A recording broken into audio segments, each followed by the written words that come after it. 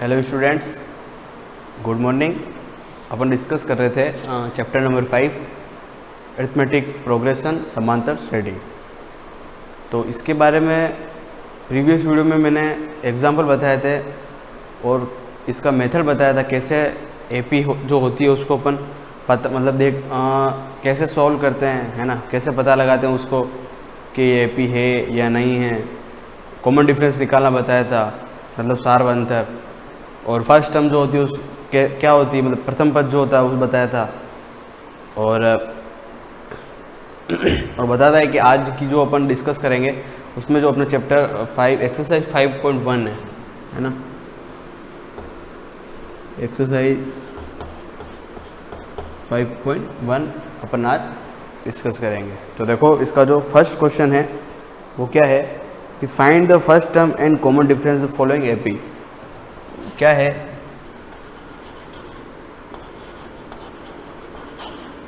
Find the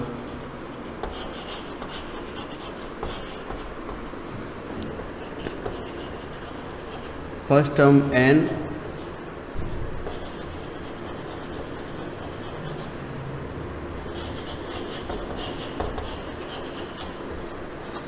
difference on AP. मतलब क्या करना है,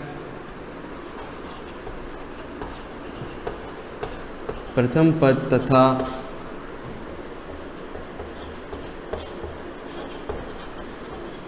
अंतर अपने को निकालना है। मतलब नीचे जो भी एपी अपने को दे रखी क्वेश्चन में उसका अपने को क्या करना है, कुछ नहीं करना है। एक तो प्रथम पद लिखना है और सार व अंतर लिखना है, बस इतना ही काम है। सिर्फ कॉमन डिफरेंस लिखना है और फर्स्ट टर्म लिखनी, बस बाकी कुछ भी नहीं करना है। समझ रहे हो? तो देखो क्या, एक क्वेश्चन देख लो, एक क्वेश्चन नंबर फर्स्ट का फर्स्ट क्या है, 6, 9 मान लो ये कोई एपी दे रखी है, राइट। तो इसमें क्या करना है, फर्स्ट टर्म। तो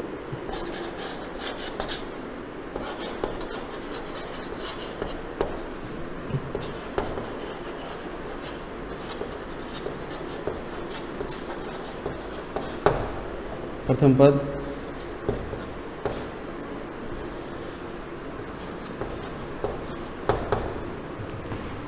एपी पूरी दे रखी, ये एपी है। फर्स्ट टर्म पता ही है, फर्स्ट लेटर क्या होता है, जो भी इसका फर्स्ट डिजिट होगी वो इसका फर्स्ट टर्म हो जाएगा, मतलब प्रथम पद हो जाएगा, है ना। प्रथम मतलब देखो ए का मतलब ही होता है फर्स्ट, ABCD में भी ए फर्स्ट लेटर है तो इसलिए ए का मतलब ही होता है फर्स्ट नंबर। समझ में, हर चीज़ में ए फर्स्ट है। अच्छा पढ़ोगे तो A+A ग्रेड आती है, अच्छा और पढ़ोगे तो A+ ग्रेड आती है। समझ में, कुछ भी चीज़ स्टार्ट होती है तो ए मतलब फर्स्ट लेटर, समझना, कॉमन बात है, समझ लेना, इसको समझ में आ जानी चाहिए। ठीक है, अब अपने को क्या पूछा है, कॉमन डिफरेंस।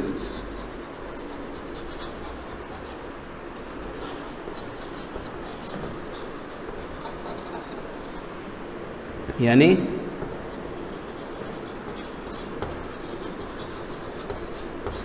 सार व अंतर, इसको किससे नोटेड रिप्रेजेंट करते हैं, डी से। तो मैंने बताया था सार व अंतर का क्या फॉर्मूला होता है, A2 - A1, सीधा सा फॉर्मूला, या first second term minus first term, या फिर प्रथम पद माइनस द्वितीय पद माइनस प्रथम पद। ठीक है, देखो बार बार नहीं समझाऊंगा, एक बार देख लो यहाँ, ये second term minus first term, ठीक है, मतलब प्रथम पद माइनस द्वितीय पद माइनस प्रथम पद। मतलब इसमें से इसको माइनस करेंगे, इसमें से इसको माइनस करेंगे और इसमें से इसको माइनस करेंगे। ये बात कान खोल के दिमाग में बैठा देनी है, समझ में आई। हमेशा द्वितीय पद माइनस प्रथम पद, तृतीय पद माइनस द्वितीय पद, चतुर्थ पद माइनस तृतीय पद, मतलब second minus first, third minus second, fourth minus third.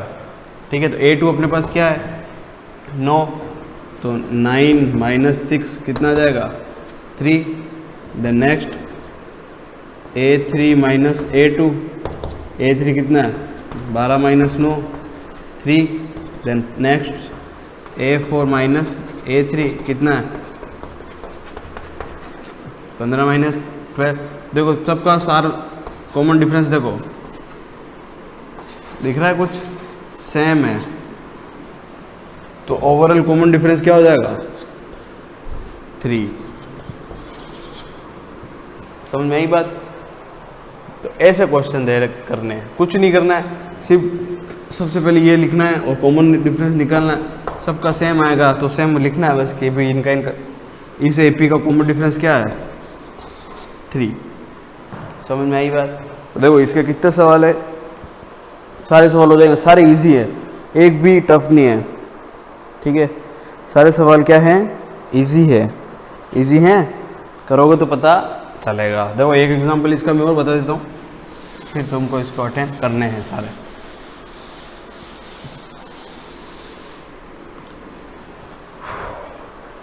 देखो क्या है, देखो अब मैं शॉर्ट में बताऊंगा, देख लेना खाली। एपी दे रखी है 1 -2 -5 एंड -8, तो वही चीज़ करनी है। ठीक है, प्रथम पद क्या हो जाएगा 1, डी क्या हो जाएगा A2 -A1, A2 कितना है -2, माइनस का फॉर्मूला ये -3 हो जाएगा, माइनस का 2, ये माइनस का माइनस, ये 1, तो कितना हुआ -3 हो गया, राइट। डी एक और निकाल दो, A3 माइनस A2 कर दो, A3 कितना है -5, माइनस का फॉर्मूला और माइनस का 2, तो कितना हो गया -5 + 2 = 2।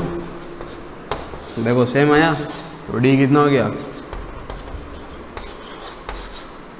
समझ में आई बात। ऐसे निकालना बिल्कुल इजी है। वैसे तो ऐसे एग्जाम्पल, ऐसे जो क्वेश्चन है कभी एग्जाम में पूछते नहीं, बट फिर भी अपने को ये क्या नॉलेज में होना चाहिए। भाई देवे पूछ भी ले, ऐसा जरूरी नहीं पूछे, है ना, लेकिन अपने को आना चाहिए। ठीक है, क्वेश्चन क्या है, क्या कह रहा है, क्या पूछ रहा है। देखो अब अपन देखते हैं क्वेश्चन नंबर 2। क्वेश्चन नंबर 2 क्या कह रहा है कि if first term A and common difference D is an AP is given as follow, then first next for term of that strikes series। ठीक है, मतलब क्या दे रखा है, A और D दे रखा है, मतलब प्रथम पद दे रखा है और सारवंतर दे रखा है, तो अपने को इसके आगे के 4 पद अपने को निकालने हैं। तो देखो क्या हो जाएंगे, क्वेश्चन अपन देखते हैं।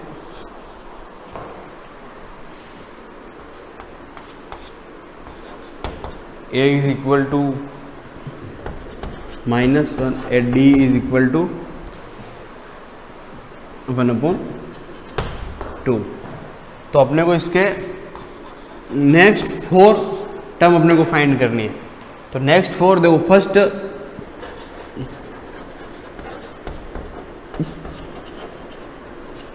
टर्म यानी प्रथम पद दे रखा है, क्या दे रखा है -1 दे रखा है। देखो ये तो हर सब में दे ही रखा होगा, -1 दे रखा है। अब अपने को क्या निकालना, द्वितीय पद निकालना, मतलब सेकंड टर्म, मतलब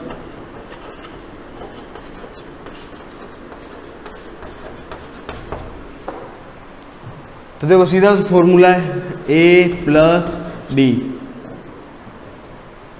A + D कर देंगे तो सेकंड पद आ जाएगा।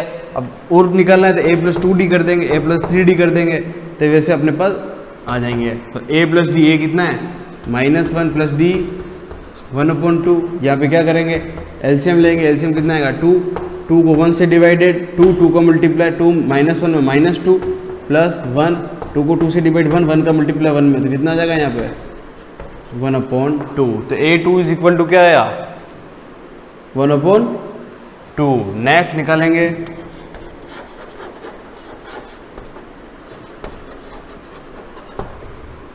थर्ड टर्म,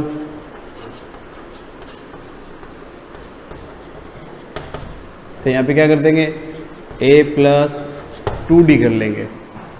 ठीक है, देखो या तो A + 2D करो या फिर ऐसे करो कि A2 + D कर दो, सेम चीज़ है भाई। उसमें अगर डी को जोड़ोगे तो अगला पद आ जाएगा, या फिर डी में 2 का मल्टीप्लाई कर दोगे तो भी अगला पद आ जाएगा, सेम आएगा, कोई चेंजेस नहीं होगा। तो ए कितना है -1 प्लस 2 इंटू 1/2, 2 से 2 कैंसिल, कितना है -1 प्लस 1 इज इक्वल टू 0। समझ में आई बात? तो A3 अपने पास क्या आया 0 एंड 4।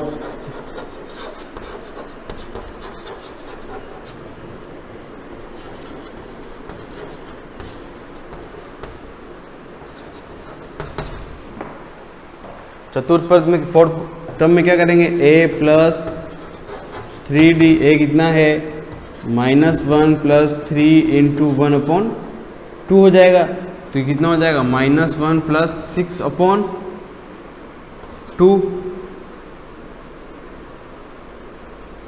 6/2 3/2, ठीक है। तो यहाँ पर वापस अपन फिर से एलसीएम लेंगे, 2 को 1 से डिवाइड, 2 का मल्टीपल -1 में, तो कितना आ जाएगा -2, 3 माइनस का 2 प्लस 3, तो कितना आएगा 1/2। नहीं 1/2 नहीं आएगा, कितना आएगा -2 प्लस 3, माइनस का 1 बचना चाहिए।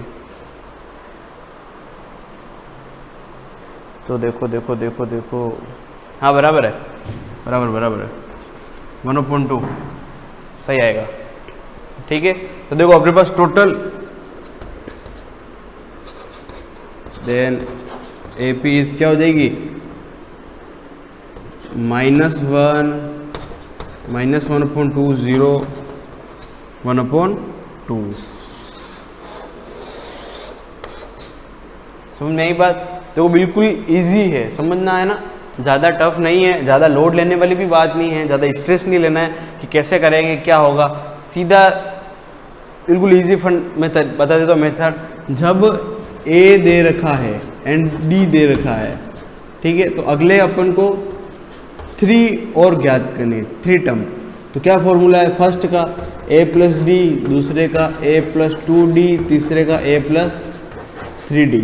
तो इससे A2 आ जाएगा, इससे A3 आ जाएगा एंड इससे A4 आ जाएगा।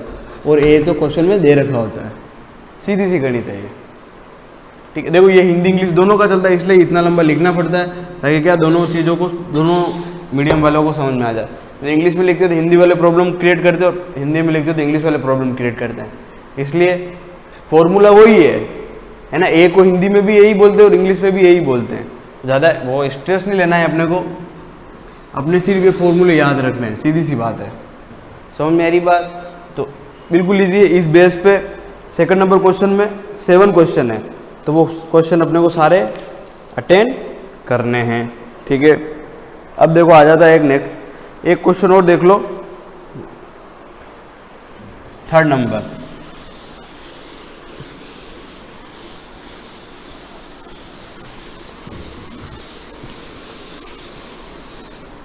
देखो क्वेश्चन नंबर 3 समझा देता हूँ मैं, अगर टाइम की कमी रहती है यहाँ पे ऑनलाइन क्लासेस में थोड़ी सी। क्वेश्चन नंबर 3 क्या रहा है, test AP for given series of number 4 and AP find and common difference in next 4 term series. मतलब AP दे रखी है, मान लो AP दे रखी है 2 5/2 3 7/2, ये दे रखी है। मान लो ये कोई AP दे रखी है, तो सबसे पहले तो फाइंड करना है कि AP है या नहीं। अगर ये AP है तो इसके आगे के अपने को 4 टर्म और फाइंड करनी है। देखो हो जाएगा, मैं इसका एक आइडिया दे देता हूँ, एक बार तुम करने की कोशिश करो, अगर नहीं होता है अगली क्लास में अपन इसको कंटिन्यू करेंगे। देखो AP दे रखी है, A तो अपने पास है ही है 2, अपने को क्या फाइंड करना है D। अगर कॉमन डिफरेंस सबका सेम आता है तो ये सारा AP है, अदरवाइज नहीं है। मतलब कैसे, A2 माइनस A1 करना है, A2 कितना है 5/2 -2, एलसीएम कितना आएगा 2 को 2 से डिवाइड 1 का मल्टीप्लाई 5 - 4 हो जाएगा। 2 का 1 में डिवाइड करेंगे 2 को 2 से मल्टीप्लाई करेंगे 4, मतलब कितना है 1/2, राइट। एक और करके देख लेना, A3 - A2, A3 कितना है 3 माइनस 5/2, 2 एलसीएम का 1 में डिवाइड 2 का मल्टीप्लाई 3 से 6 माइनस 5 कितना आएगा 1/2। देखो कॉमन डिफरेंस का सेम आ रहा है, मतलब ये समांतर श्रेणी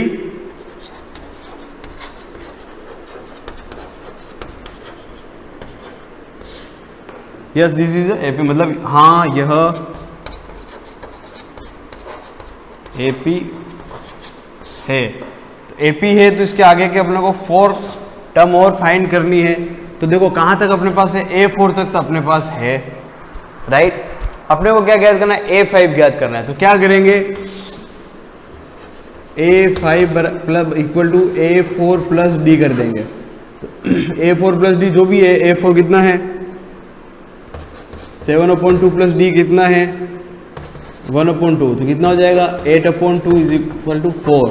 तो A5 अपने पास क्या आया 4।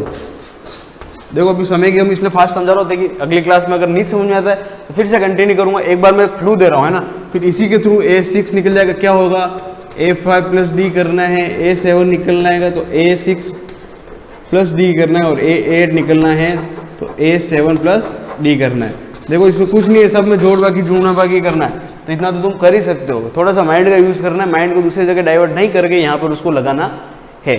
समझ में आई बात। और अभी एक वीडियो भी आ गया होगा, स्कूल की तरफ से डायरेक्टर सर ने एक वीडियो लॉन्च किया था कि उसमें वो कहा है उन्हें गाइडलाइंस जारी होने वाली है। अपना स्कूल के थ्रू स्कूल में विजिट करने बुला भी सकते हैं स्टूडेंट्स को, है ना। तो बहुत जल्दी स्कूल में नोटबुक सबमिट करवाने आना होगा, और इसीलिए काम अपना कंप्लीट रखें, वर्क अपना कंप्लीट रखें, पढ़ते रहें। यहाँ पे नोटबुक सबमिट करवाने आओगे तो टेस्ट भी होगा सरप्राइज, तो पूरा प्रिपेयर होके ही स्कूल आवें और पढ़ते रहें घर पे, क्योंकि उसमें डायरेक्टर ने क्लियर किए रखा है कि जो भी यहाँ पर ऑनलाइन में पढ़ा दिया है वो स्कूल में फिर से नहीं पढ़ाया जाएगा। समझ में आ गई बात। तो इस बात को विशेष रूप से ध्यान में रखते हुए घर पे अपने एक क्वेश्चन भी दिन का करो, लेकिन एक भी ऐसा करो जो जीवन भर याद रहे। पूरी एटलीस्ट जीवन में याद नहीं रखो, मतलब इस सीजन में तो याद रखना ही है।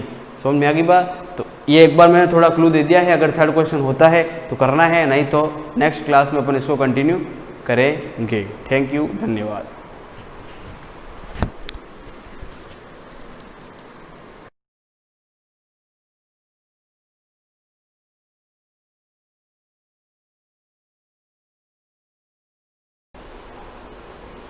Welcome back class. हम डायरेक्ट इनडायरेक्ट पढ़ रहे थे। डायरेक्ट इनडायरेक्ट में हमने टेंस के अकॉर्डिंग हमने काफ़ी सारे रूल्स डिस्कस कर लिए। ये भी डिस्कस किया कि कौन सा टेंस चेंज नहीं होगा। अगर क्लास होती तो मैं फिर से रिवाइज करवा देती और आपको ओरली बुलवाती, लेकिन चलिए अब नेक्स्ट हम ले लेते हैं। हमने मॉडल के अकॉर्डिंग भी देख लिया था। अब हम पार्ट 6 कंटिन्यू करते हैं, और पार्ट 6 में हम कंटिन्यू कर रहे हैं हमारा कि ऐसे कौन से सेंटेंसेस होते हैं। भाई हमने ये तो देख लिया कि पास्ट परफेक्ट और पास्ट परफेक्ट के सेंटेंसेस आते हैं, उसमें कोई चेंज नहीं होता, राइट। लेकिन टेंस के अकॉर्डिंग कुछ ऐसे कह सकते हैं अपवाद, है ना, अपसेशन सेंटेंसेस होते हैं जिनके अंदर कोई भी चेंज नहीं होता है। तो वो ऐसे कौन कौन से सेंटेंस है हम उसको देख लेते हैं एक बार।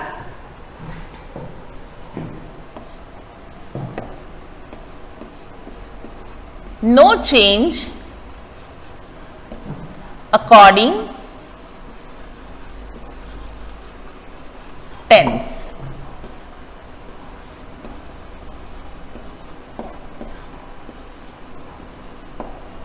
ये टेंस की स्पेलिंग मैंने करेक्ट लिखी है, लेकिन बोर्ड सपोर्ट नहीं कर रहा है, सो आप लोग उसको करेक्ट कर लें। TEN ऐसे टेंस, राइट। अब ऐसे कौन से हैं तो हम यहां पर बात करते हैं। नंबर 1,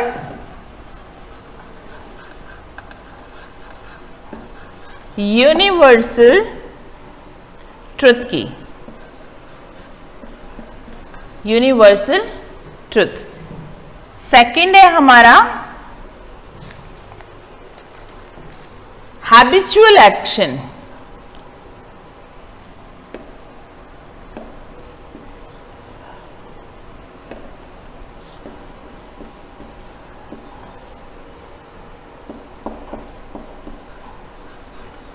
habitual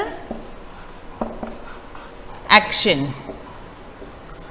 और थर्ड है हमारा historical fact.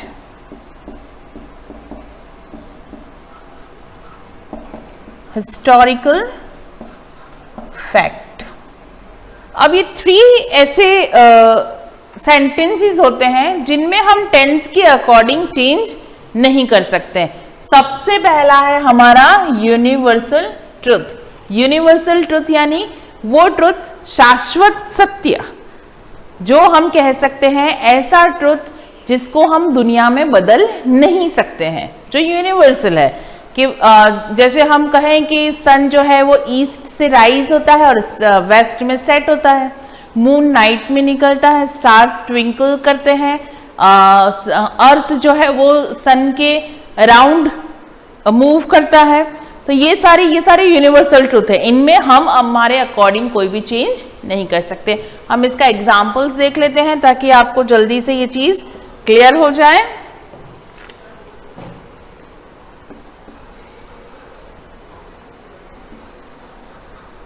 My father said, comma, inverted comma, जैसा मैंने कहा ना अभी, the sun rises in the east. अगर हम अब टेंस के अकॉर्डिंग देखें तो यहां पर वर्ब की फर्स्ट फॉर्म है, तो क्या हम इसको पास्ट में चेंज करेंगे? ऑब्वियसली नॉट, क्योंकि सन जो है वो ईस्ट से राइज करता है, तो कल भी करता था, आज भी करता है, तो उसमें कोई भी टेंस के अकॉर्डिंग चेंज नहीं होगा। तो हम इसको सिर्फ कॉमा, इनवर्टेड कॉमा हटा के दैट लगाकर ही उसको my father said that the sun rises in the east।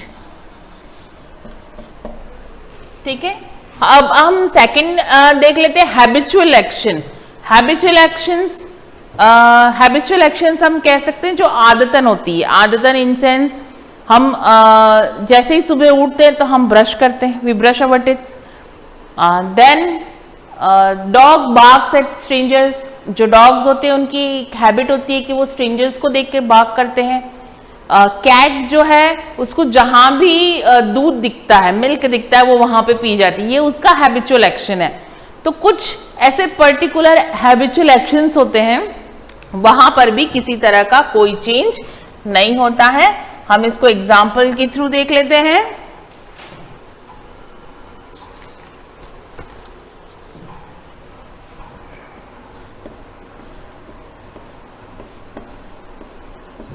He said, comma, inverted comma, dogs bark at strangers।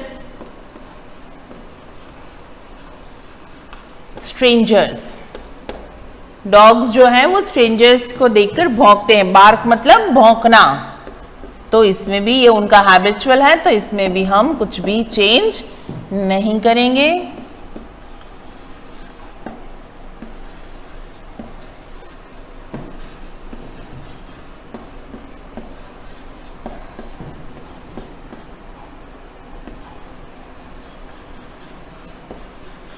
Strangers, clear. अब थर्ड हमारा पॉइंट था हिस्टोरिकल फैक्ट। अब हिस्टोरिकल फैक्ट कौन से होते हैं? जो हमारे पास्ट में हेल्ड हुए होते हैं, चाहे वो पास्ट की कोई वॉर से रिलेटेड हो, हिस्ट्री, जो हिस्ट्री में आते हैं हमारे, जो हिस्ट्री बन जाते हैं, उनको हम हमारे टेंस के अकॉर्डिंग चेंज नहीं कर सकते हैं। जो हिस्टोरिकल फैक्ट्स होते हैं, उनकी जो डेट्स होती हैं वो परमानेंट वही रहती हैं, उसको हम आगे पीछे नहीं कर सकते हैं। तो यहाँ पर हम उसको एक और एग्जाम्पल के थ्रू देख लेते हैं ताकि ये पॉइंट भी हमारा क्लियर हो जाए। The history teacher said, comma, inverted comma,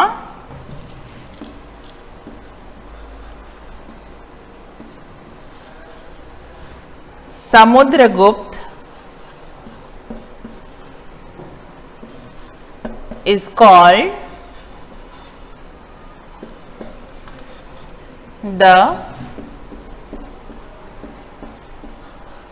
Napoleon of India. Samudragupta को एक उपनाम मिला था द नेपोलियन ऑफ इंडिया। तो यहां पर भी सेम एज इट इज ही आएगा। ये सेंटेंस भी मैं आपके लिए ड्रॉप कर रही हूं, सिर्फ कॉमा एंटेड कॉमा हटके यहाँ पे दैट लग जाएगा। The history teacher said that Samudragupta is called the Napoleon of India. Clear? तो यहाँ पर हमने कुछ ऐसे बेसिक रूल्स जो टेंस के अकॉर्डिंग थे वो हमने कंप्लीट कर लिए।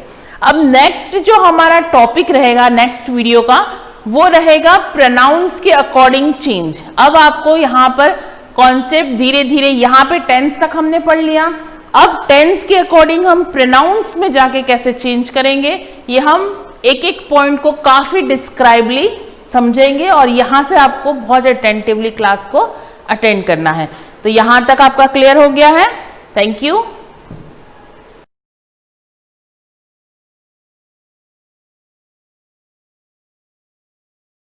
सुप्रभात विद्यार्थियों, जैसा कि कल हमने वाक्य विचार में सरल वाक्य, संयुक्त वाक्य और मिश्र वाक्य इन तीनों के बारे में अध्ययन किया था। देखो, वाक्य की रचना के आधार पर तीन प्रकार थे, है ना? सरल वाक्य, दूसरा संयुक्त वाक्य और तीसरा मिश्र वाक्य। इन तीनों प्रकार के वाक्यों के बारे में देखा था। सरल वाक्य में क्या हुआ था कि एक उद्देश्य एक विधेय, संयुक्त में और का प्रयोग या है ना कुछ योजक चिन्ह दिए थे, और मिश्र में इसमें दोनों प्रधान उपवाक्य होते हैं, ये ध्यान रखना। और इसमें क्या था, मिश्र वाक्य में एक प्रधान उपवाक्य होता है, उस पर आश्रित एक से अधिक आश्रित उपवाक्य हो सकते हैं। इन तीनों के बारे में अध्ययन किया। आज फिर से उसी से आगे बढ़ते हुए अपन एक उदाहरण द्वारा समझने का प्रयास करते हैं कि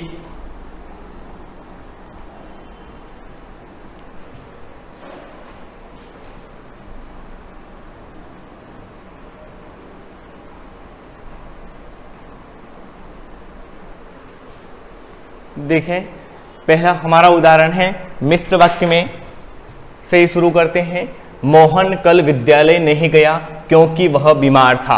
अब इस वाक्य में देखने में पता चला मोहन कल विद्यालय नहीं गया प्रधान वाक्य है, स्त्री पर आश्रित क्योंकि हमारा योजक चिन्ह है जो पहले आपको बता दिए हैं। कौन कौन से हैं योजक चिन्ह, जिसमें क्योंकि, क्योंकि, जब, तब, अर्थात, यदि, तो, ताकि, तदापि, ये बहुत से योजक चिन्ह हैं जिनका प्रयोग मिश्र वाक्य में किया जाता है। तो किंतु, परंतु, इसलिए, ये सब का प्रयोग संयुक्त वाक्य में किया जाता है।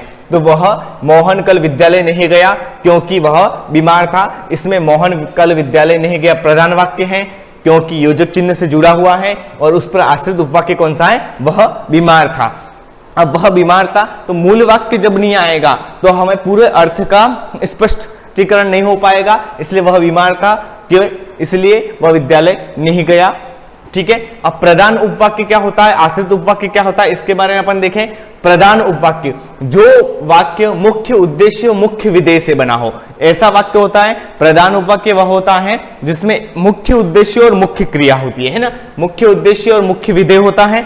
अब बना हो उसे प्रधान उपवाक्य कहते हैं। आश्रित उपवाक्य की बात करें तो आश्रित उपवाक्य में वाक्य से छोटी इकाई उपवाक्य होती है। हम जानते हैं कि वाक्य से छोटी इकाई उपवाक्य होती है, फिर छोटे छोटे उपवाक्यों से वाक्य बनाया जा सकता है। तो वाक्य से छोटी इकाई उपवाक्य होती है, अर्थात जो उपवाक्य प्रधान उपवाक्य के आश्रित रहता है, जो प्रधान मुख्य उपवाक्य होता है उसके आश्रित रहता है, उसे आश्रित उपवाक्य कहते हैं। जैसे एक मिश्र वाक्य में पहले भी अध्ययन किया था, रेखा उमाकांत की बहन है जो उदयपुर में रहती है। अब मूल बात क्या है कि रेखा जो है उमाकांत की बहन है, लेकिन दूसरा उस पर आश्रित क्या हो गया, जो उदयपुर में रहती है। अब उसका स्थान विशेष के बारे में सब कुछ आएगा, इसलिए मिश्र वाक्य हुआ। अब मिश्र आश्रित उपवाक्य कितने प्रकार के होते हैं देखें तो संज्ञा उपवाक्य होते हैं, विशेषण उपवाक्य होते हैं और क्रिया विशेषण उपवाक्य होते हैं, ये मिश्र वाक्य में आते हैं, है ना। तीनों, संज्ञा उपवाक्य, विशेषण उपवाक्य और क्रिया विशेषण उपवाक्य।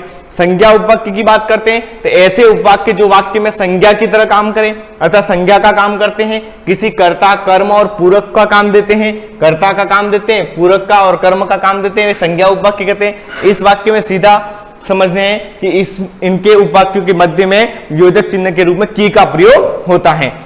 की का प्रयोग जैसे मेरे जीवन का लक्ष्य है कि मैं प्रधानमंत्री बनूं। अब इस वाक्य में मेरे जीवन का लक्ष्य एक वाक्य हो गया, मैं प्रधानमंत्री बनूं दोनों हो गए, लेकिन की जो योजक चिन्ह है इससे हमारा वाक्य जुड़ा हुआ है, इसलिए संज्ञा उपवाक्य संज्ञा का काम करते हैं। देखो मेरे जीवन का लक्ष्य है कि मैं प्रधानमंत्री बनो, तो यहां पर इस संज्ञा उपवाक्य प्राय की का लोप भी हो सकता है। कभी कभी ऐसा होता है की का लोप भी हो सकता है। लोप अर्थात हटना, जैसे मैंने सुना है वे कल आएंगे, अब यहां पर मैंने सुना है कि वे कल आएंगे, ये भी हो सकता है। लेकिन कभी कभी ऐसा हो सकता है कि की का लोप भी हो सकता है, तो हमें ये ध्यान रखना है कि ऐसे वाक्य भी संज्ञा उपवाक्य के अंतर्गत ही आएंगे। अब विशेषण उपवाक्य, विशेषण हम जानते हैं संज्ञा सर्वनाम की विशेषता बताने वाले शब्दों को विशेषण कहते हैं। अब विशेषण उपवाक्य में वे प्रधान उपवाक्य जो प्रधान वाक्य में कर्ता अथवा कर्म या संज्ञा अथवा सर्वनाम की विशेषता, अब हमने देखा संज्ञा और सर्वनाम की विशेषता कौन बताता है, उसे विशेषण कहते हैं। तो यहां पर संज्ञा अथवा सर्वनाम की विशेषता बताते हैं, उन्हें विशेषण आश्रित उपवाक्य कहेंगे। अब विशेषण आश्रित उपवाक्य का प्रयोग प्रारंभ में प्राय जो, जिसकी, जिसका आदि शब्द से, इन शब्दों को नोट कर ले कि जो, जिसकी, जिसका, जिसके, इस प्रकार के शब्दों से कोई वाक्य प्रारंभ होता है तो वह विशेषण उपवाक्य होगा। जिस वाक्य के मध्य में योजक चिन्ह के रूप में की का प्रयोग होता है तो वह वाक्य संज्ञा उपवाक्य होगा। अब इसमें जिससे आपको काम था वह व्यक्ति चला गया, यहां देखें जिससे शब्द दिया है इससे, है ना, तो जिससे आपको काम था वह व्यक्ति चला गया। अब जिससे से वाक्य शुरू हुआ है, इसका मतलब वहां पर, ठीक है, जिसकी गाड़ी खड़ी थी वह व्यक्ति बाजार में था। ठीक है, ऐसा भी हो सकता है, बहुत से वाक्य बन सकते हैं, अपन चाहे जैसे उसको आगे बढ़ा सकते हैं। नेक्स्ट आगे बढ़े अपन,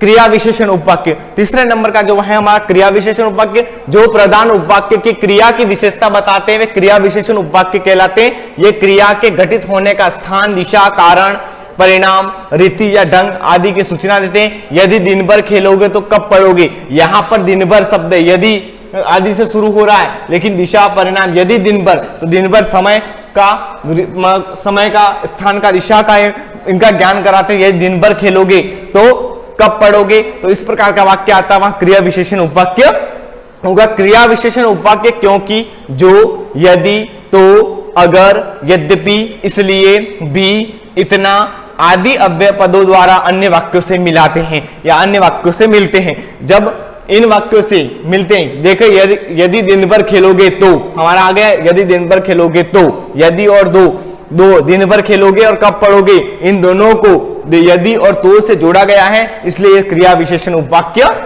है। अब वाक्य का विश्लेषण करें अपन, तो वाक्य विश्लेषण में क्या होता है, वाक्य के टुकड़े करना, विश्लेषण करना, संश्लेषण में टुकड़ों को जोड़ना, रचना के आधार पर निर्मित वाक्यों के अंगों सहित अलग कर उनका परस्पर संबंध बताना, उनका अंगों सहित अलग करना, उनका संबंध बताना, यह वाक्य विश्लेषण के अंतर्गत आता है। उसे विग्रह भी कहते हैं। सरल वाक्य का विश्लेषण, सरल वाक्य के वाक्य विश्लेषण में सर्वप्रथम वाक्य के दो अंग, उद्देश्य और विधेय को बताना होता है। हम जानते हैं कि सबसे पहले वाक्य देखें, उसमें उद्देश्य क्या है और विधेय क्या है। उद्देश्य अर्थात कर्ता, विधेय अर्थात कर्म। ठीक है, तो उसके बाद उद्देश्य के अंग कर्ता, कर्ता का विस्तारक, विधेय के अंतर्गत कर्म और कर्म का विस्तारक, पूरक, पूरक का विस्तारक, जो भी हो उनका उल्लेख करना होता है। तो आगे देखेंगे अपन कि कर्म, कर्ता, फिर कर्म, है ना, कर्ता, कर्म, क्रिया, फिर क्रिया, इनके साथ जो जो विस्तारक हैं, कर्ता, कर्ता का विस्तारक, कर्म, कर्म का विस्तारक, क्रिया, क्रिया का विस्तारक, पूरक, पूरक विस्तारक, इस प्रकार के हम वाक्य अनुसार समझने का प्रयास करेंगे। सभी मित्र आगरा का ताजमहल देखने चले गए। सभी मित्र। अब देखो कर्ता हमारा क्या है, मित्र। सभी कर्ता का विस्तारक, कौन कर्ता का विस्तारक है, सभी कर्ता का विस्तारक हो गया। कर्म क्या है, सभी मित्र ताजमहल देखने, सभी मित्र क्या देखने चले गए, ताजमहल। तो यहां पर ताजमहल हमारा कर्म हो गया। अब कर्म का विस्तारक, अगर कर्म क्या, ताजमहल, ताजमहल कहां है, आगरा का, तो आगरा का है, इसका मतलब यहां पर कर्म का विस्तारक हो गया। फिर कर्म का विस्तारक हो गया, फिर पूरक, यहां पर कोई है ही नहीं, देखना हमारी क्रिया है, पूर्वक का विस्तारक भी कुछ नहीं है। अब क्रिया देखने चले गए, ठीक है, अब क्रिया का विस्तारक भी कुछ नहीं है। इस प्रकार यहां देखने चले गए, यहां देखना, चलना और गए अर्थात जाना, ये तीनों वाक्य क्रिया से संबंधित है। तो कर्ता, कर्ता का विस्तारक, कर्म, कर्म का विस्तारक, इन के बारे में आगे देखना है, ठीक है। उससे आगे अपन बढ़े तो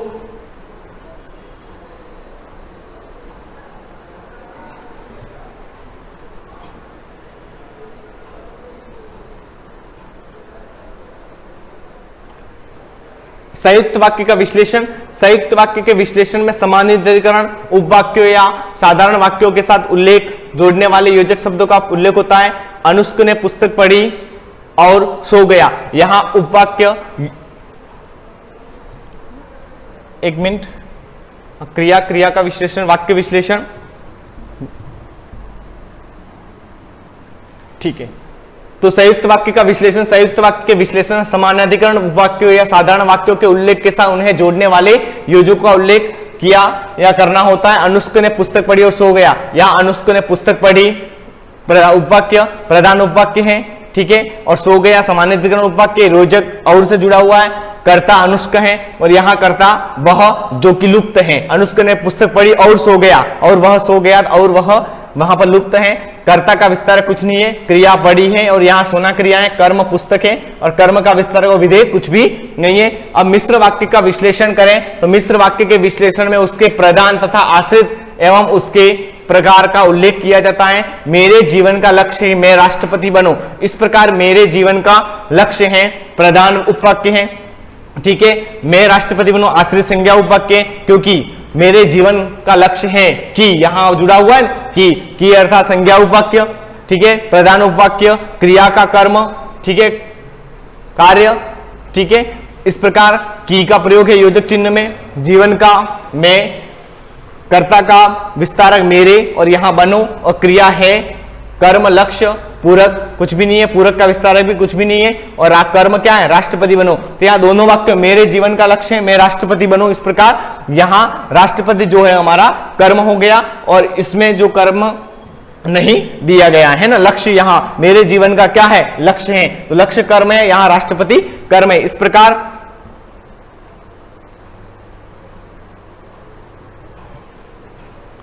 आगे देखिए, प्रांशु कल कॉलेज नहीं गया क्योंकि वह बीमार था। यहां पर प्रांशु कल कॉलेज नहीं गया और वह बीमार था, दोनों अलग अलग वाक्य हैं। प्रधान उपवाक्य और वह बीमार था आश्रित क्रिया विशेषण उपवाक्य, क्योंकि क्रिया की विशेषता बताने वाला है इसलिए क्रिया विशेषण उपवाक्य दिया गया है ना।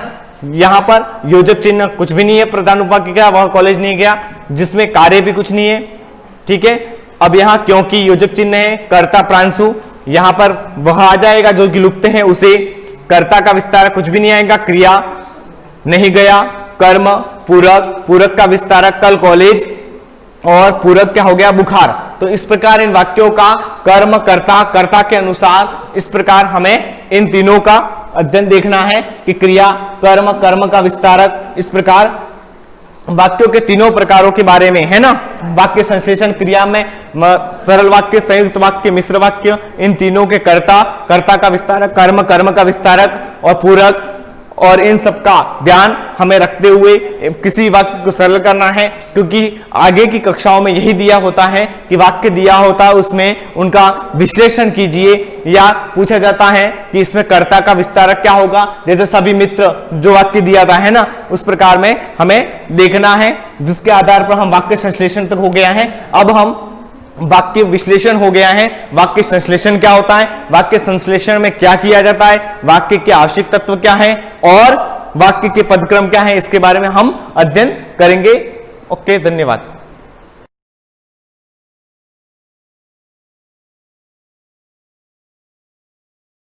गुड मॉर्निंग एवरीवन, सभी को सुप्रभात। लेसन नंबर 6 जो अपना चल रहा है कंटिन्यूस ऑक्सीडेशन रिडक्शन की जो बात कर रहे हैं अपन। कल तक अपन ने क्या पढ़ लिया था?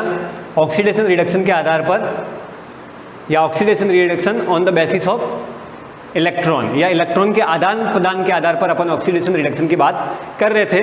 और लास्ट जाते जाते अपन ने क्या कर लिया था? अब चेन को भी पढ़ लिया था, जिसके अंदर क्या हुआ था?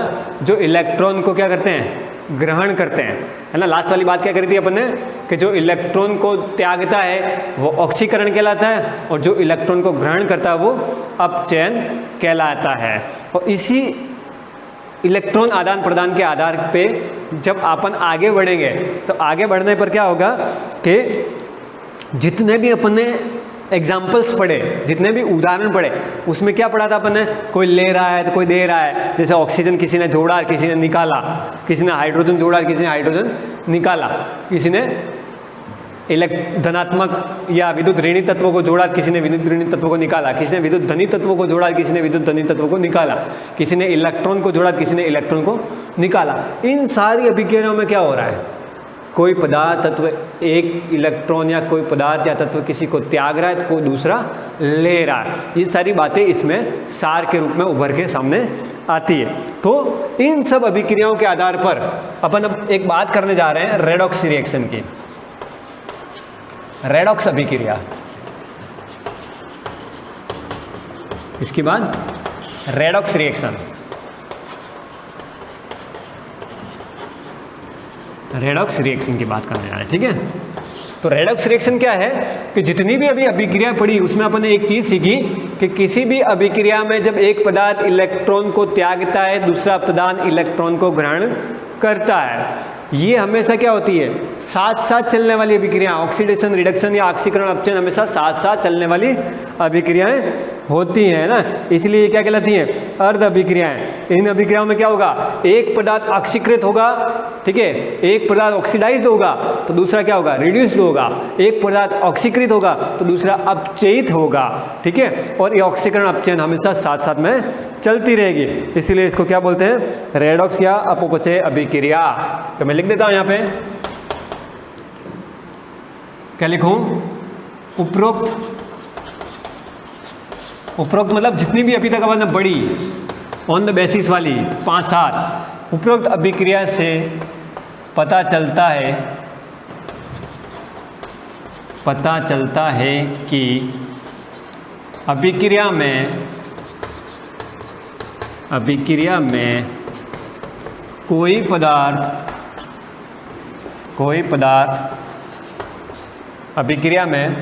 पदार्थ इलेक्ट्रॉन का त्याग करता है तो दूसरा पदार्थ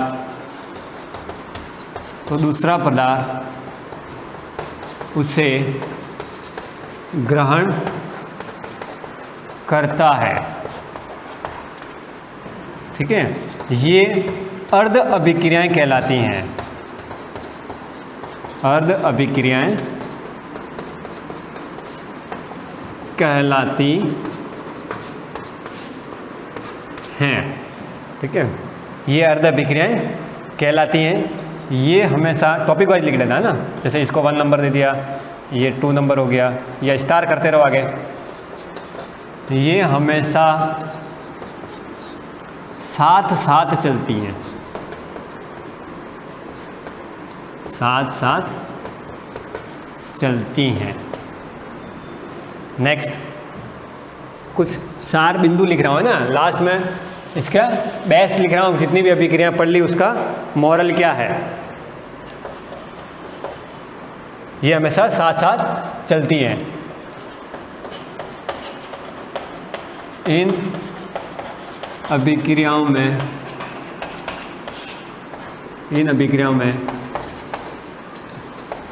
एक पदार्थ ऑक्सीकृत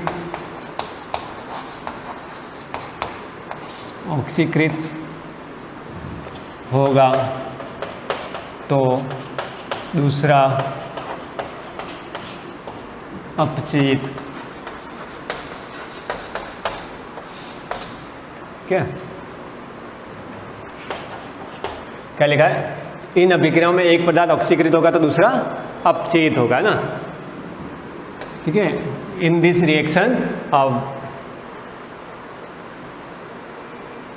one molecule oxidise then other is reduced, एक ऑक्सीडाइज होगा तो दूसरा क्या होगा, रिड्यूस होगा ना, दूसरा अपचयित, ठीक है। ये अभिक्रियाएं, ये अभिक्रियाएं ऑक्सीकरण, अपचयन, अपचयन अभिक्रियाएं कहलाती हैं, जिन्हें रेडॉक्स अभिक्रिया के नाम से भी जाना जाता है, ठीक है। इतनी देर क्या पढ़ा था अपन ने, सब अलग अलग तरीके से पढ़ा। अब अपन एक रिएक्शन, दो रिएक्शन ऐसी लेंगे जिसके अंदर ऑक्सीडेशन रिडक्शन साथ साथ में शो कर देंगे। अभी तक क्या पढ़ा था अपन ने, ऑक्सीकरण की एक पूरी रिएक्शन अलग लिखी थी, जैसे Mg+Cl2, ठीक है, तो इलेक्ट्रोनेगेटिव एलिमेंट को जोड़ा Cl को, ठीक है, तो वो ऑक्सीडेशन वाली होगी। किसी में क्या करा था, इलेक्ट्रोनेगेटिव एलिमेंट को निकाला तो क्या हो गया था, रिडक्शन हो गई था। तो एक रिएक्शन पूरी ऑक्सीडेशन के लिए ले रहे थे, एक रिएक्शन पूरी रिडक्शन के लिए ले रहे थे, एक रिएक्शन ऑक्सीकरण के लिए, एक अपचयन के लिए ले रहे थे, तो दोनों सेपरेट कर रहे थे। अब क्या लेते हैं, अब कुछ एग्जाम्पल ऐसे ले लेते हैं जिसमें ऑक्सीकरण अपचयन साथ साथ में अपन पढ़ लेते हैं, ठीक है। ये टॉपिक पहले लिख लेना आपको, क्या क्या आ जाता है देखो। अपन एक दो रिएक्शन ऐसे ही लिख लेते हैं जिसमें साथ साथ में होता है ना।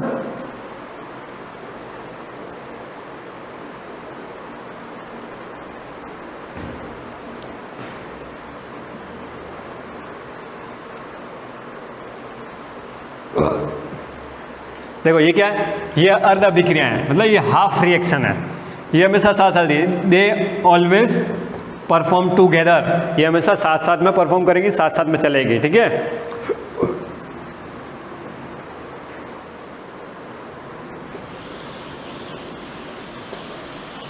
अब अपन एक रिएक्शन या एक ऐसा एग्जांपल लिख लेते हैं जिसमें दोनों शो हो जाएंगे, ऑक्सीडेशन भी शो हो जाएगा, रिडक्शन भी शो हो जाएगा, ऑक्सीकरण भी और अपचयन दोनों साथ साथ में शो हो जाएंगे एक ही रिएक्शन से। जैसे क्या लिख रखा है, Zn+CuSO4, Zn+SO4 +Cu, ठीक है। क्या हो गया, यहाँ Zn अकेला है, इसके साथ O लगे हुए हैं, ठीक है। अब ये क्या हो गया, O को लेके अपने साथ मिल गया, तो यहाँ क्या हो रहा है, ऑक्सीकरण, ऑक्सीजन का जुड़ना, समझ में आ रही बात, ऑक्सीजन का जुड़ना, ऑक्सीकरण वाली हो गई। यहाँ क्या हो रहा है, इस कॉपर सल्फेट में से सल्फेट के आयन या ऑक्सीजन सल्फेट के साथ जो जुड़ा वो अलग हो गया और कॉपर अलग निकल गया। यहाँ क्या हो रहा है, अपचयन या रिडक्शन, और यहाँ ऑक्सीडेशन, ठीक है, समझ गए। फिर ले ले जैसे Fe2O3 +CO, ठीक है, Fe+CO2, O कितने, 3 और 1 4, ठीक है। यहाँ 2 लगा देते हैं, यहाँ 2 लगा देने से क्या हो जाएगा, गड़बड़ हो जाएगी, तो यहाँ 3 लगा देते हैं, 3CO, वहाँ 3 लगा देते, 3 दूनी 6, 3 और 3 6, यहाँ 3 लगा देते हैं, ठीक है, 3CO2, और यहाँ Fe2 है, यहाँ 2 लगा देते हैं। बैलेंस करना अपने आप को आना चाहिए, सिखाया था मैंने। जैसे 2Fe है तो 2 लगा दिए तो Fe2 हो गया, O 3 और 3 6 हो गए, 3 2 6 हो गया, और C कितने 3, ये C 3, तो क्या हो गया, जो कार्बन मोनोऑक्साइड था CO, उसमें मॉलिक्यूल बढ़ गया और कार्बन डाइऑक्साइड बन गया, तो ये क्या हो गया, इसमें से निकल गया, ठीक है, और इससे क्या हो गया, जुड़ गया। तो यहाँ क्या हो रहा है, ऑक्सीडेशन, ऑक्सीकरण हो रहा है, और यहाँ क्या हो रहा है, अपचयन ठीक है। तो मॉलिक्यूल का निकलना क्या कहलाएगा? अपचयन और जुड़ना ऑक्सीकरण। ठीक है, ये आपको उतार लेनी है। ये रिएक्शन क्या कहलाएगी? आपके ऑक्सीकरण और अपचयन की, जिन्हें हम क्या कहते हैं? रेडॉक्स अभिक्रिया भी कहते हैं। समझ गए ना? तो ये रेडॉक्स वाली होगी। अब अपन बात करेंगे कुछ दूसरी अभिक्रियाओं की, जिसमें आपके आएगा उदासीनीकरण की अभिक्रिया। ये बात अपन पहले कर चुके हैं, है ना। अम्ल और क्षार की जब अभिक्रिया होती है तो लवण और जल बनता है ना। ये उतार लें फटाफट आप। फिर अपन दूसरा नया टॉपिक लेते हैं, उत्प्रेरक का, जो काफ़ी इंपॉर्टेंट टॉपिक है आपके इस लेसन का, इस अध्याय का सबसे महत्वपूर्ण आपका पॉइंट है ना, जो एग्जाम में लगभग पूछा जाता है, चाहे वो छोटे क्वेश्चन के रूप में हो चाहे बड़े क्वेश्चन के रूप में हो ना, क्योंकि इससे बड़ा भी बन सकता है और छोटा क्वेश्चन भी बन सकता है ना। कोई उत्प्रेरक मिस कर दिया है ना, तो उसके आधार पर ही पूछ सकते हैं। और उत्प्रेरक के प्रकारों को लिखिए, उत्प्रेरक किसे कहते हैं, इस तरह से भी क्वेश्चन पूछा जाता है। एक बड़ा क्वेश्चन बना दें, उत्प्रेरक किसे कहते हैं, इसके विभिन्न प्रकारों का उदाहरण सहित वर्णन कीजिए। एक तो ये, फिर कोई रिएक्शन लिख दी, उसके ऊपर का उत्प्रेरक गायब कर दिया, है ना। निम्न अभिक्रियाओं में उत्प्रेरक को दर्शाइए। ठीक है, तो इस तरह से भी मिस आउट वाले क्वेश्चन भी दे सकते हैं, जिसमें आपके कंटेंट को मिस कर देंगे और उसको आपको कंप्लीट करना होगा। तो इस तरह से क्वेश्चन भी छोटा एक नंबर का बना दिया, 3 नंबर तक का भी क्वेश्चन बना सकते हैं। तो इस तरह से उत्प्रेरक से रिलेटेड बातें हो सकती है। उससे पहले आपके इसमें एक टॉपिक दे रखा उदासीनीकरण का, न्यूट्रलाइजेशन का। तो उदासीनीकरण और न्यूट्रलाइजेशन किसे कहते हैं, आप बार बार 6ठी 7वीं 8वीं 9वीं 10वीं सब क्लासों में पढ़ चुके हैं ना। तो न्यूट्रलाइजेशन या उदासीनीकरण क्या है? जब अम्ल और क्षार की अभिक्रिया होगी, अम्ल के उदाहरण याद रखना, क्षार के उदाहरण याद रखना। क्षार के उदाहरण कौन से होंगे? जिसके पीछे OH लगा हुआ, जैसे NaOH, MgOH का होल ट्वाइस, CaOH का होल ट्वाइस, NH4OH, इतने कई सारे आपके क्षार वाले हैं जिनके पीछे हाइड्रोक्साइड प्रोनाउंस किया जाता है ना। Sodium hydroxide, potassium hydroxide, magnesium hydroxide, calcium hydroxide, zinc hydroxide, ammonium hydroxide, ये सारे जो एग्जाम्पल्स हैं आपके, ये आपके क्षार के हैं, बेस के हैं। और एसिड के एग्जाम्पल पता है आपको? Sulphuric acid, hydrochloric acid, nitric acid, है ना, एसिटिक एसिड, कई सारे एसिड के एग्जाम्पल हैं। लेकिन सिर्फ वो एग्जाम्पल थ्योरी के रूप में नहीं पढ़ेंगे, फॉर्मूले याद रहें। जैसे आपको रिएक्शन करनी है तो फॉर्मूला लिखना पड़ेगा, कोई नाम तो लिख ही नहीं सकते सल्फ्यूरिक अम्ल ऐसे लिख के अभिक्रिया कर दी, ऐसा नहीं होता। हाँ, ये भी ज़रूरी है कि आपके अंदर एग्जाम के अंदर एक ऐसा क्वेश्चन भी दिया जाएगा जिसमें फॉर्मूले का नाम लिखा होगा। क्या लिखा होगा? जैसे सोडियम हाइड्रोक्साइड, ऐसा सोडियम हाइड्रोक्साइड प्लस सल्फ्यूरिक अम्ल, यूँ करके क्या डाल दिया, यहाँ मिक्स कर दिया और यहाँ जल लिख दिया। अब यहाँ वाला नाम क्या आएगा? लवण। और उस लवण का फॉर्मूला, अगर यहाँ के सल्फ्यूरिक अम्ल है तो क्या लगेंगे? H2SO4। और क्या है? या सोडियम हाइड्रोक्साइड है तो क्या लगेंगे? NaOH। ठीक है, फिर प्लस, फिर एरो, क्या बन गया? NaOH, Na2SO4 प्लस H2O, जल है तो H2O का जल फॉर्मूला, ये क्या बन गया? Sodium sulphate. तो ये क्या बन गया? लवण। ठीक है, तो इस तरह से नाम दे देंगे, फॉर्मूला आपको मिस भी कर देंगे और उस फॉर्मूले का आपको सूत्र भी लिखना पड़ेगा और यहाँ के भी सूत्र लिखने पड़ेंगे। तो फॉर्मूले याद होने बहुत ज़रूरी है, नाम से काम नहीं चलेगा, ये पहली बात ध्यान रखना आप, है ना। जितना फॉर्मूले याद करोगे उतना ज़्यादा अच्छा रहेगा। तो अब बात करते हैं अपन, सीधा आ जाते हैं उत्प्रेरक के ऊपर, है ना। उत्प्रेरक, कैटेलिस्ट। उत्प्रेरक और कैटलिस्ट क्या होते हैं ये अच्छी तरह समझना है ना, क्योंकि सबसे इम्पोर्टेंट टॉपिक है इस लेसन का। उत्प्रेरक कैटलिस्ट क्या होते हैं? जो किसी रासायनिक अभिक्रिया की दर को परिवर्तित कर देते हैं, उन्हें हम उत्प्रेरक कहते हैं। परिवर्तित कर देते हैं, नॉट बढ़ा देते हैं या घटा देते हैं, ये नहीं लिखना है।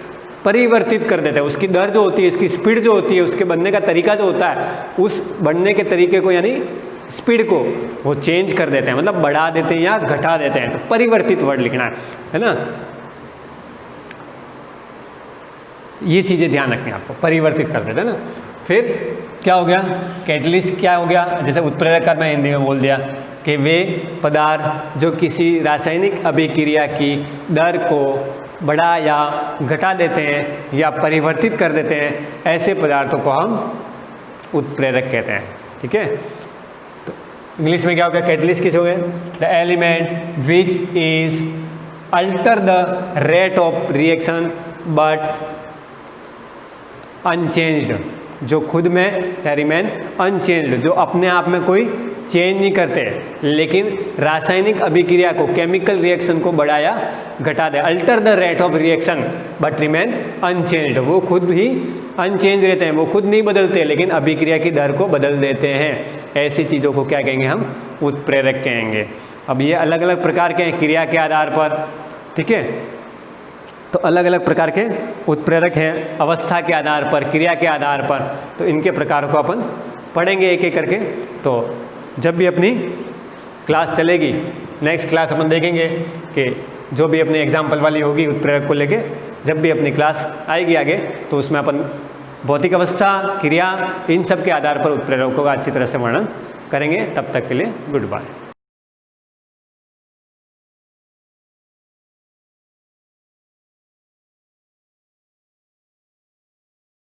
Good morning, students. We again resume with our class of economics, and today we again will start with our lesson that was dropped out. Okay, so we were learning about, if you remember, the planning, economic planning in India. So basically the definition was that when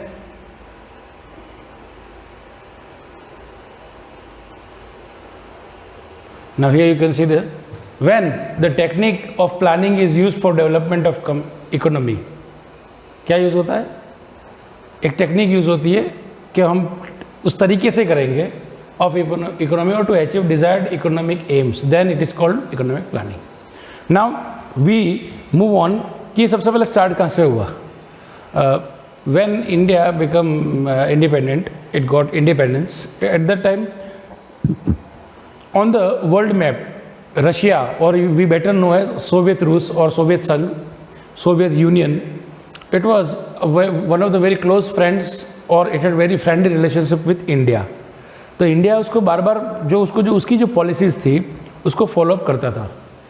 Yes, you can see. Firstly, Soviet Union had adopted the technique of economic planning on national level. Soviet Union declared its central planning in 128 CE, and through 5-year plans, पंचवर्षीय योजना बनाई. It adopted the path of economic development, and its first 5-year plan proved to be revolution in itself. उन्होंने भी experiment किया था और उनका जो 5-year प्लान था that was very successful. And looking at their success rate, India also thought of adopting the same thing. After independence, India also joined the list of nations, उन देशों की सूची में सम्मिलित हो गया which had adopted the model of economic planning on national level in order to achieve rapid economic development. क्योंकि हमारी जो कंडीशन थी at that time was also not good. Britishers had left India in a very bad, or you can say in a chaos situation. सब कुछ अफरा तफरी थी. There was a partition in India of India and Pakistan.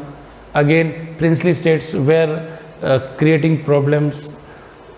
The states who had been formed were fighting for their linguistic basis or the regional basis. तो बहुत सारी चीज़ें थी इस झगड़े के कारण थे. And in that condition, stability for India, Bharat के लिए स्थिरता बहुत ज़रूरी थी. And looking up to that situation, it looked that 5-year plan or economic planning would be the best way to come out from that situation. So yeah, you can see here,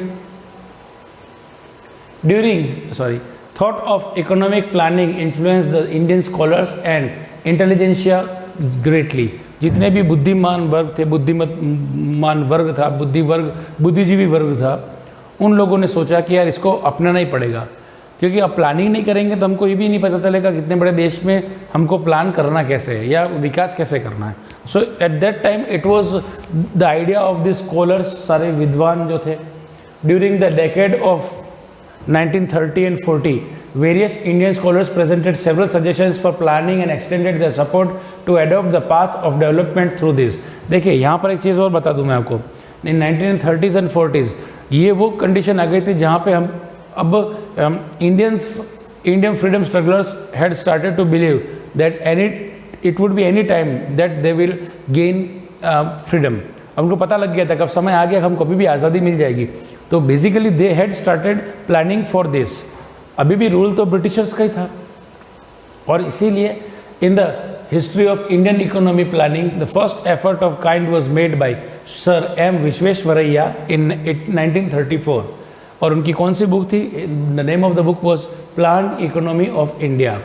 he presented a programme for plan development of India. India के लिए एक programme बनाया। And then comes the independence. After independence, in order to form 5-year plans, the government of India formed the Planning Commission in March 1950 through an oath, एक शपथ लेकर के कि हम इसका विकास करने के लिए इस संगठन का निर्माण कर रहे हैं।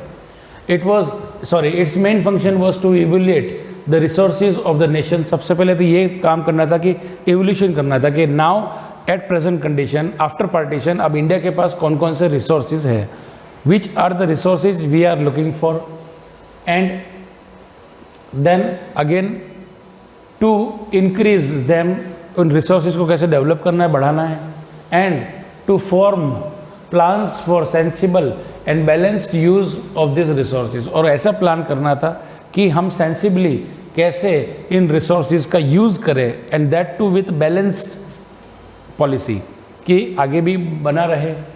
Another function of the Planning Commission was to fix various objectives and targets on priority basis to suggest the roadmap for allotment of resources।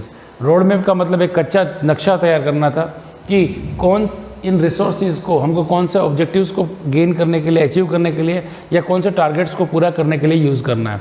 So this was very crucial stage, क्योंकि आप कहते हैं ना कि अच्छी शुरुआत जो होती है ना, तो हमको आधी विजय वैसे ही प्राप्त हो जाती है। This was like good beginning is half done, या well beginning is half done.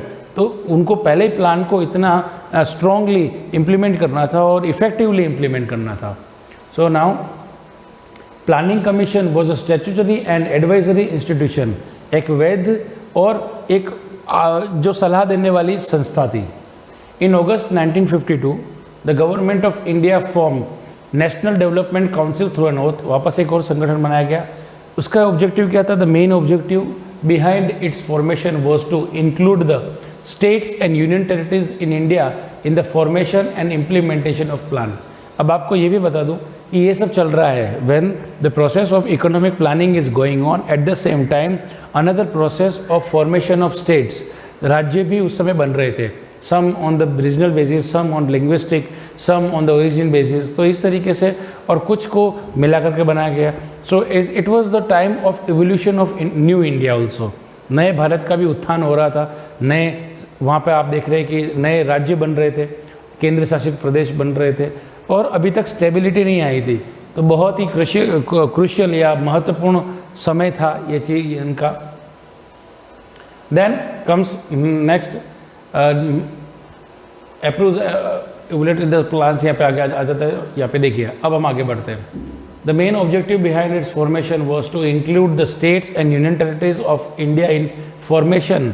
सबसे पहले तो इनका फॉर्मेशन करना था, एंड इम्प्लीमेंटेशन ऑफ प्लान्स, और इनकी क्रियान्विति करनी थी।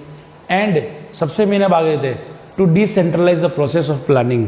देखिए, सेंट्रलाइज का मतलब ये होता है कि जब तक आपको आगे से ऑर्डर नहीं आए, बट डिसेंट्रलाइज का मतलब giving powers at the lower levels, नीचे के स्तर तक पावर देना जो होता है वो दैट इज डिसेंट्रलाइजेशन। तो अब इनको क्योंकि because to use this resources we always need powers, उनको परमिशन के लिए पावर्स चाहिए। So decentralisation was a very important. Okay, now उसके बाद क्या हुआ? State chief ministers and administrators और lieutenant governors of union territories were also is members. तो सभी जितने भी स्टेट्स थे उनके चीफ मिनिस्टर्स को, एडमिनिस्ट्रेटर्स को, यानी कि जो भी हेड था किसी भी स्टेट का, उन सबको सम्मिलित किया गया।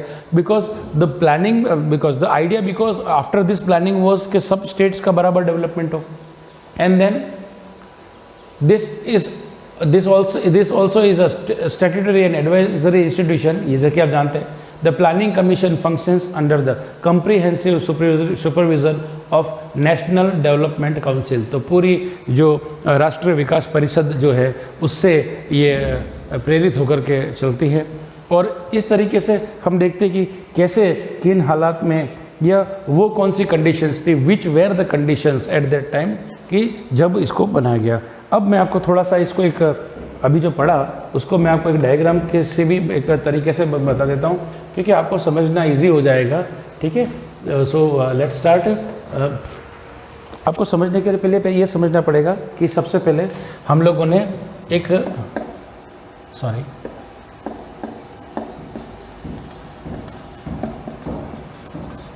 सबसे पहले बना दिया प्लानिंग कमीशन।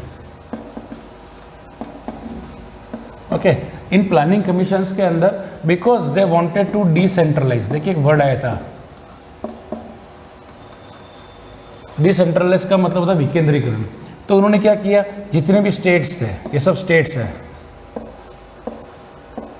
इन सब के हेड को, चाहे वो चीफ मिनिस्टर था या एडमिनिस्ट्रेटर था, जो भी थे, उन सबको इसके साथ में कर दिया, सो दैट जो प्लानिंग हम यहाँ नेशनल लेवल पे बना रहे हैं उसका इम्प्लीमेंटेशन और कौन कौन किस किस को उसको बेनिफिट मिलेगा वो सारे ही उनसे कर सके। सो दैट, अच्छा ये ऐसा क्यों करना पड़ा, because this was the stage जब सब लोग जो स्टेट्स जो थे जो वो फॉर्म हो रहे थे या बन रहे थे, तो बहुत सारे इसमें कंट्रोवर्सीज थी, विवाद जिसको बोलते हैं। अब विवाद में क्या हो जाता है कि इधर तो हम डेवलपमेंट की बात कर रहे हैं, सपोज इस स्टेट को वेटेज ज़्यादा मिल गया और ये दोनों एक दूसरे के एंटी अगेंस्ट है, तो डेफिनेटली है ये इसको अपोज करेगा। So to again sort out this problem also, कि इनके बीच में कोई भी प्रॉब्लम ना हो, दोनों को इक्वल वेटेज मिले, इसलिए इनके हेड्स को सम्मिलित किया गया। So that because of that with the advice of each and every heads सारे उनका डेवलपमेंट हो सकता था। So this was our class again, and in our next lesson, next class, we will study the objectives of economic planning in India. Okay, again revise the things. Till then, goodbye.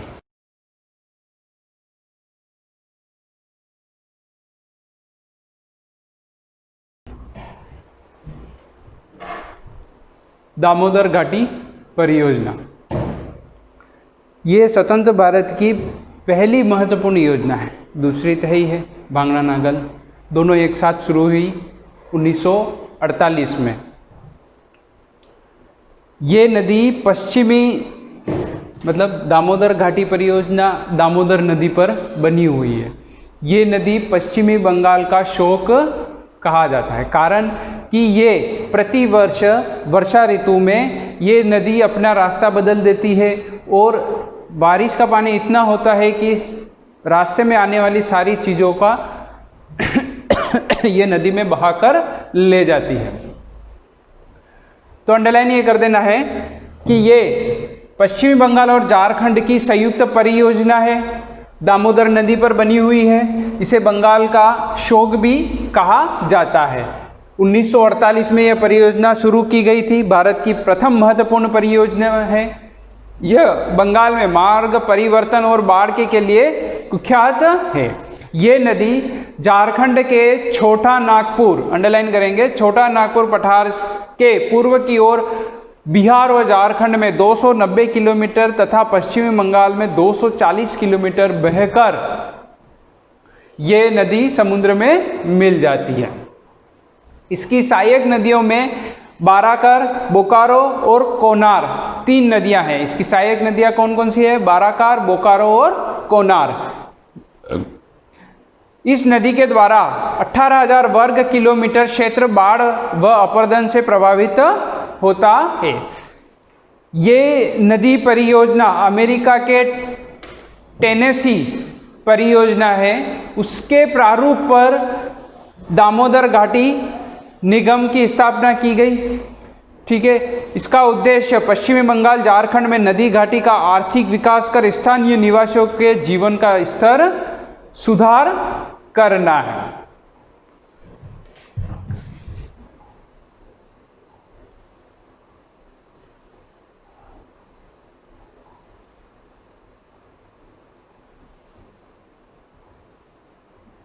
इस बांध पर बोकारो, चंद्रपुर, तिलैया, मैथान, पंचायत पहाड़ी तथा दुर्गापुर के कई जल विद्युत गृहों का निर्माण किया गया। विस्तृत नहरी तंत्र का विकास भी किया गया है। यह हो गई दामोदर घाटी परियोजना। मुख्य याद ये रखना है कौन सी नदी पर है, किस राज्य की संयुक्त परियोजना है। झारखंड और पश्चिमी बंगाल की संयुक्त परियोजना 1948 में शुरू की गई थी, दामोदर नदी पर बनाया गया था। ठीक है, अब है हीराकुंड परियोजना। हीराकुंड की प्रसिद्ध इसलिए है कि विश्व का सबसे लंबा बांध है हीराकुंड बांध। अगर प्रश्न आता है विश्व का सबसे लंबा बांध कौन सा है, तो हीराकुंड बांध है। ठीक है, प्रायद्वीप दक्षिणी भारत में उड़ीसा में, प्रायद्वीप भारत में यह एक महत्वपूर्ण परियोजना है जो कि उड़ीसा के शोक के नाम से प्रसिद्ध महानदी पर भारत सरकार द्वारा स्थापित किया गया। उड़ीसा में बांध को बनाया गया, कारण उड़ीसा में भी इस नदी को महानदी पर बनाया गया है। महानदी को उड़ीसा का शोक किया गया क्योंकि वर्षा के दिनों में अधिक जल आता है तो वही बाढ़ आ जाती है, इस कारण से इस बांध को बनाया गया था। महानदी छत्तीसगढ़ की बस्तर की पहाड़ियों से निकलकर उड़ीसा में बहती तथा मानसून काल में नदी घाटी क्षेत्रों में बाढ़ की स्थिति पैदा करती। शेष समय में यह सूखे और अकाल की स्थिति उत्पन्न हो जाती। भारत सरकार ने संबलपुर से 14 किलोमीटर ऊपर की ओर हीराकुंड नामक स्थान पर इस नदी पर बांध बनाया गया। यह विश्व का सबसे लंबा बांध है जिसकी लंबाई 4801 मीटर तथा ऊंचाई 61 मीटर है। इस बांध के पीछे बनी झील 810 करोड़ घन मीटर जल संचित करता है। इसके अलावा 2 अन्य बांध भी बनाए गए थे उसके आगे, जैसे बांध एक हमेशा मुख्य बांध बनाया जाता है, उसका पानी छोड़ा जाता है, फिर आगे एक छोटे 1 या 2-3 छोटे बांध बनाए जाते हैं नहरें निकालने के लिए।